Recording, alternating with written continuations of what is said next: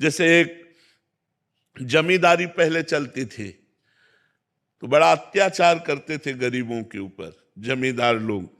तो एक गरीब केवट था, तो उसने कुछ रुपए अपनी बेटी के ब्याह के लिए लिए थे।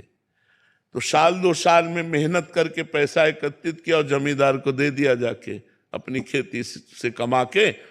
जमींदार ने वो रुपया लिया पर फाइल से नाम नहीं काटा, कर्जा का जो हिसाब था वो काटा नहीं। 2-4 महीने बाद उसके आदमी गए और कहा जमींदार साहब ने बुलाया है। तो जमींदार ने कहा कर्जा दीजिए। तो उनका साहब हम तो दे गए थे आपको। अरे बोले व्यर्थ की बात करते हो, हमारी कॉपी में वैसे लिखा अभी कटा नहीं। बोले आप अब ना काटो तो आपकी बात, वैसे तो हम दे गए थे। अब वो जमींदार अपने हठ में, वो अपने हठ में। तो जमींदार ने रिपोर्ट कर दी और वो मुकदमा पहुंचा। जमींदार ने रजिस्टर पेश किया पूरा ज्यों का त्यों। अब वो गरीब आदमी, उसने कहा साहब हमने दे दिया है। तो बोले गवाही? तो उनका रघुनाथ जी अर्थात भगवान राम, तो उनका रघुनाथ जी। तो बोले अगली पेशी में रघुनाथ को लिवा के लाना।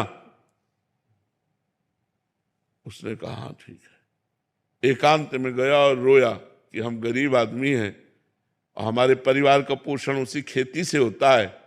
प्रभु यदि आपने गवाही ना दी तो हमारा तो सब बर्बाद हो जाएगा, हमारी बात झूठी हो जाएगी। आप कहाँ नहीं हो? जिस समय वो पैसा दिया था उस समय आप थे, क्योंकि आप सर्वत्र हैं तो आप उस जगह भी थे, इसलिए आपको गवाही देनी पड़ेगी।